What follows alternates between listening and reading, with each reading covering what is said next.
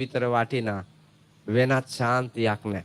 ඒ උතුම් ශාන්තිය ලබන්නට වරම් ඇති පරිශ්‍රයක් ගොඩනගන්නට අද මේ දේශනා කරනු ලබන ධර්ම කාරණා ටික හේතු වාසනා වේවා වෙත්වා වෙම්වා කියන හැඟීමෙන් සාදු කියලා ප්‍රාර්ථනා කරමින් බණ අහන්න ලෑස්ති වෙන්න. පුතා මම මාතෘකා කළේ ගැඹුරු ධර්ම කාරණා පහක්. පහම කියන්න බැරි වෙයි. වෙලාව අනුව. නමුත් මම ඔබේ ජීවිතයට වටිනා කියන ධර්ම කාරණා නිසා කොහොම හරි විස්තර කරන්න මහන්සි ගන්නවා. අපි ඔක්කොම කැමති මොනවටද? මේකට උත්තරයක් හම්බුනහම මට ලේසි බණ කියන්න. අපි ඔක්කොම කැමති මොනවටද? සතුටින් ඉන්න. උත්තර ගොඩාක් තියෙනවා ඔකට. සැප විඳින්න. නිදහසේ ඉන්න. වෙන මුඛ්‍ය පරමාර්ථය නිවන් දකින්න. දෙව්ලොව යන්න. මේවටනේ අපි කැමති. මේ කිසි දෙයක් ඔබට ලබන්න නොදෙන ධර්මතා පහක් තියෙනවා. මේ ඔබ කැමති කිසිම දෙයක් ඔබට ලැබෙන්නේ නැති ධර්මතා පහක් තියෙනවා ඔබේ ජීවිතය වටේ. ආන්ගේ ධර්මතා ටික ඉවත් කෙරුවොත් මේ අපි කැමති තැනට යන්න පුළුවන්.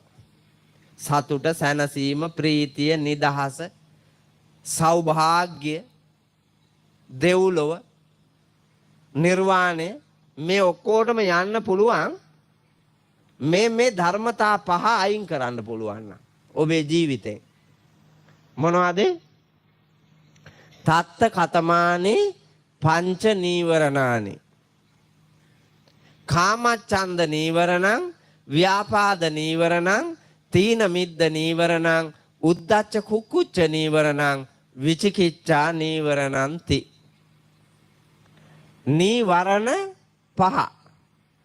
නීවරණ කියලා කියන්නේ සතුට, සැනසීම, ප්‍රීතිය, නිදහස, නිර්වාණය, දෙව්ලොව, බඹලොව, සැප අහිමි කරන ධර්මතා පහ. එක කාමච්ඡන්ද. ඡන්ද කියන වචනේ ඔයාලට පුරුදු එකක්. ඡන්ද දන්නවනේ? මොකද්ද ඡන්ද කියන්නේ? කැමැත්ත. කාමේ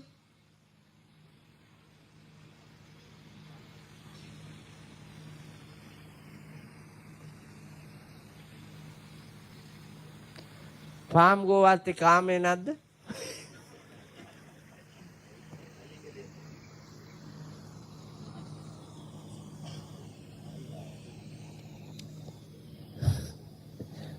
මොකද්ද කාමේ කියන්නේ?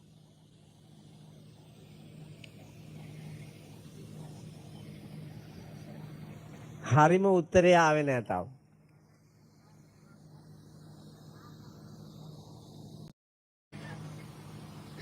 කාම ශරීරය සහ මනස මේ ස්ථාන 6 පිනවීම කාමය. ඔයාලා මේ ජීවත් වෙනවා කියලා ඒක නේද කරන්නේ? ඈ මේ ටික පිනවන එක නෙමේ කරන්නේ. ගයක් අපිට මොකටද ඕනේ? අවුවට වැස්සට නොතෙමි ආරක්ෂා ඇතිව ජීවත් වෙන්න නේද? එතකොට ලෑලි ගහපු එකේ එකත් ඒක තමයි කරගන්නේ. අර තට්ටු 4-5ක් හදලා තියෙන එකේ එකත් ඒක තමයි කරගන්නේ. හැබැයි ලෑලිගේ ඉන්න එකාට තියෙන ආරක්ෂාව අර තට්ටු 5 එකාට නැහැ. ඒ හින්දා ලෑලිගේ තනියම බුදිය ගන්නවා. තට්ටු 5 එකා පුතා වටේට රැකවල්ලු දාගෙන ඉන්නවා. ගේ මොකටද? ඈ? ගේ හදාපු වැඩේ වෙලා නැත්තම් ආරක්ෂාව රැකවරණය සඳහා නම් ගේ හැදුවේ ඒක වටේ ආයි මොකටද පුතා මුරකාරයෝ? මුරකාරයෝ ඕනේ. හැබැයි ලෑලිගේ ඉන්න මිනිහ මුරකාරයෝ නැහැ. තුවක්කු බාහින තු තියාගත්ත. බාන්නකො ලෝකේ දකින්න විදිහ. ලෝකේ පවතින විදිහ. අපේ එක එක්කෙනා විඳින විදිය අනුව කාමයේ බරපතල බව වැඩි. මං ඇහැ පිනවන්න කැමති විදියට නෙමෙයි ඔබ ඇහැ පිනවන්න කැමති. ඔය පිනවීම මත පුතා සැප නෙමෙයි හම්බෙන්නේ දුක. නිදහස නෙමෙයි හම්බෙන්නේ දාස බව. විවේකය නෙමෙයි හම්බෙන්නේ අවිවේකය. ප්‍රීතිය නෙමෙයි හම්බෙන්නේ සැපත නෙමෙයි හම්බෙන්නේ දුක. දෙව්ලොව නෙමෙයි හම්බෙන්නේ පුතා තිරිසන් ලොව പ്രേත ලෝකය. නිර්වාණය නෙමෙයි හම්බෙන්නේ හතර මහා අපාය. ඒක තමයි ලෝක සත්‍යය. මම උදාහරණයක් කියන්නද? දැන් ඇහැ පාදක කරගෙනනේ ගෑණි ගත්තේ. නේද පුතා? ඇහැට ගිහිල්ලා බලලා ඉවර වෙලා එහෙම නැත්නම් බස් එකේදී වැඩපොලේදී කොහේදී හරි මුණ ගැහිලා ඉස්සරෝම දැක්කනේ ගෑණිව. නැත්නම් ෆෝන් එකෙන් කතා කරුවා කියන්නකො. කතා කරලා කටහඬ ඇහුණා. ඊට පස්සේ අපි කොහේ හරි මුණ ගැහෙමුද කියලා අහලා බලනවා. මේක අන්ධයෙක්ද කොරෙක්ද කොටෙක්ද ගොළුෙක්ද බීරෙක්ද මන්ද බුද්ධිකයෙක්ද මට ගැලපෙනවද කියලා බලන්න යනවා පුතා කොහෙට හරි. ගිහිල්ලා බලනවා. බලලා ඇහැ කිව්වා මේ තුන් ලෝකෙම්ම තොට ගැලපෙන එකම එක මේක. ඔව් එහෙම කිව්වා. මේ මුළු ලෝකෙම්ම උඹට ගැලපෙන එක මේක. ඒ හින්දා ඕක ගනි. පුදුම සැප එකක් ඔය. ඒ හින්දා අතාරින්න එපා. අහුවෙච්චි මේක ගනි. දැන් ගෙදර ගිහිල්ලා බුදිය ගත්තට ඉන්න දෙන්නෙත් නැහැ. වැඩක් පොලක් කරන්න දෙන්නෙත් නැහැ. අරක බලන්න කියනවා නිතරම ගිහිල්ලා පුතා. අර දැකපු එක නිතරම බලන්න කියනවා කතා කරන්න කියනවා ඒක එහා මෙහා වෙයි කියනවා. ගිහිල්ලා ළඟින් ටිකක් ඉඳගෙන ඉඳලා වරෙන් කියනවා මේ පුදුම වදයක් දුන්නේ පුතා මේක ගේනකම්. දැන් ගෙනාවනේ. මට කියන්න තනිකඩ කොල්ලා කාලේ තිබිච්ච සතුට සැනසීම ප්‍රීතිය නිදහස දැන් තියෙනවද? මට කියන්න තියෙනවද? අවංකව කියන්න. නෑනේ පුතා. නෑ මේක බොරු නෙමේ. සැපයි කියලා ගත්තු එක අන්තෝ ජටා බහි ජටා ජටාය ජටිතා පජා. ඇතුළෙත් ගැට පිටත් ගැට ගැටවලත් ගැට. ලිහා ගන්න බැරි තරම් ප්‍රශ්න ජාලාවක පැටලිලානේ. හැබැයි අපි ඒක සැප කියලා හිතුවා. හිතනවා දැනටද? හිතමින් අර දුක අනුභව කරනවා සැප වගේ. දුක අනුභව කරනවා සැප වගේ කරුමය ඕක පුතා. කරුමය. අපි එක් කිව්වට බෑ.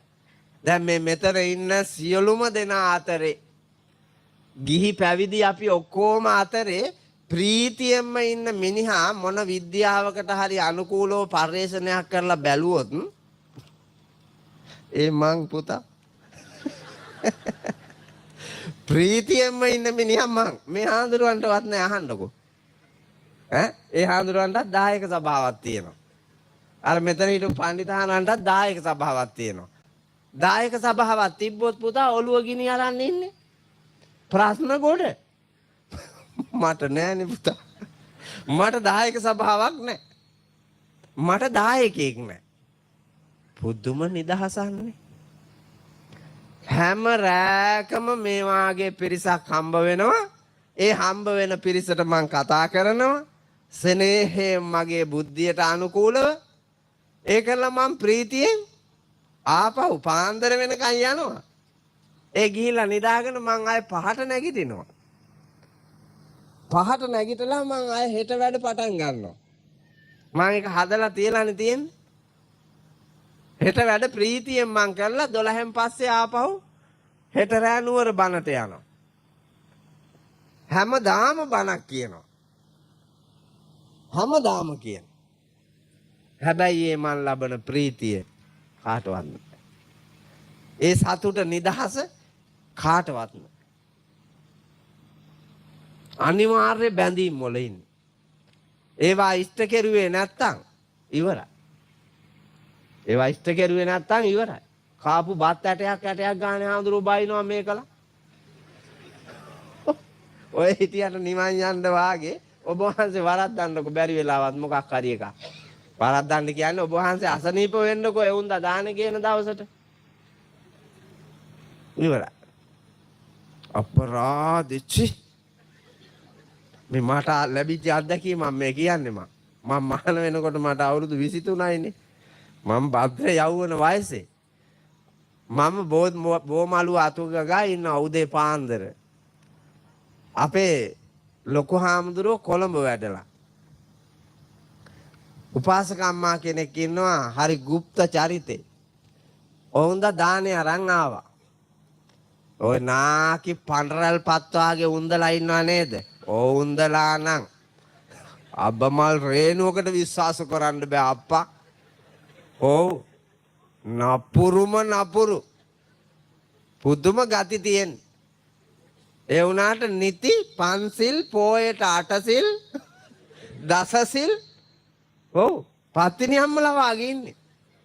දැකලා තියෙනව නේද කිරි අම්මාවරුන්ගේ දාන වලට යනවා පොලිමට. ඈ කිරි අම්මාවරුන්ගේ දාන කියලා තියෙන්නේ. මෙහෙ තියනවද මන්දා? තියනව නේද? ඔව්. ඒ කිරි අම්මා දාන්නට යන්නේ කවුද? ඔව් අම්මලානේ යන්නේ තාත්තලාට යන්න බෑනේ ඒකට. අම්මලා යන්නේ. ඒ යන්නේ කසාද බැඳලා දරුඵල ලැබිච්ච අම්මලා. දරුඵල නොමැති කාන්තාවන්ට යන්න බෑ. ඒ යන සියලුම කාන්තාවෝ යන්නේ කවුරු වෙනුවෙන්ද මේ? කවුරු නියෝජනය කරමින්ද යන්නේ? පත්තිනි මෑණියන් නියෝජනය කරමින්. ඇයි එවුන්දගේ තියෙන විශේෂත්වය? පත්තිනි අම්මගේ මොකද්ද තියෙන විශේෂත්වය? ඈ? එවුන්දට පතිවෘතා සීලේ තිබ්බලුනේ. පතිවෘතා සීලේ තිබ්බාලු. ඒ පතිවෘතා සීලේ තිබ්බ හින්දා එවුන්දා දකුණු තනේ කඩලා ගැහුවාලු මාගේ පතිවෘතා සීලේ බලය සත්‍යයි නම් ප්‍රාතිහාර්යයක් පෑවලු එවුන්දා.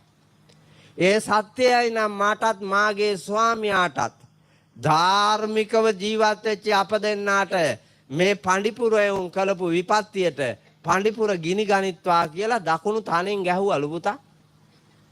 තනේ බෝම්බයක් වාගේ වුණාලු. ඔව් ගිනි ගත්තලුනේ පඬිපුර. දැන් මෙවුන්දලාගේ හැවුවොත් එහෙම කඩලා මෙවුන්දලාගේ පතිවෘතා ඔය දානෙට වඩින මෙවුන්දලාගේ පතිවෘතාවේ සීලේ බලයෙන් පාංගෝවත්ත පිච්චිලා යන්න කියලා ගැහුවොත් එහෙම බල්ලෝ අහුලන් යයි පුතා. බල්ලෝ අහුලන් යයි. අය පාංගෝවත්ත දැවෙන්නේ මං දන්නවනේ මෙවුන්දලාගේ වගේ. ලංකාවේ අම්මන්ඩිලාගේ ස්වභාවය මන් දන්නේ නැද්ද? සිංහල දෙමළ මුස්ලිම් බර්ගලති කතෝලික ඉස්ලාම් හින්දු බෞද්ධ මන් දන්නවා. උඩින් ඔපේ යටින් හපේ පිරුවට ඇඳලා ලෝකේ රවට්ටමින් ජීවත් වෙන චරිත තියෙන්නේ පුතා. ඔව් ඒකට ස්ත්‍රී පුරුෂ ભેදයක් නැහැ. හැබැයි වඩාත්ම තියෙන්නේ